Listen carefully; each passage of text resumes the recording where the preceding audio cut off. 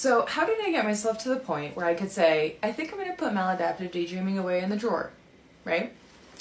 So the first thing that I did was, well, the first part of my journey was quite miserable. But I will say I've always been a learner, and I'm really happy that I have that natural curiosity. I did 4 to 5 years of therapy with a therapist that I really felt, safe to be vulnerable with and just say everything and get it all out. And that made space for me to start looking at the possibilities and being like, I'm going to build this beautiful routine, or I'm going to do this thing, or I'm going to learn to cook, or whatever it is that you want to do. I made space for those things. And I started to enjoy these things that I was doing on a consistent basis.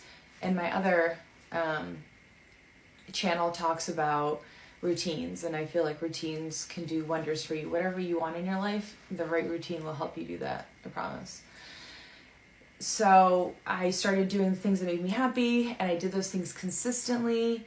And I kind of was, taking a look at my values and what I want in my life and what's not working for me. And then I just kind of led to a journey of okay, how is my relationship with myself? And I spent some time really looking at that, spending more time, kind of evaluating my internal monologue and what's going on. And okay, a book that really helped was Peter McWilliams' Love 101. So good. Highly recommend this book. It's a little quirky, but he just has the most amazing personality.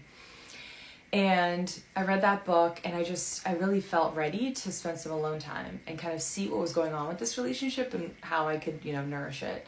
So I went to Maine for a week. I spent it by myself, no maladaptive daydreaming, and it felt really good. I really enjoyed that time. I learned to appreciate myself and everything that I do for myself and the life I create for myself.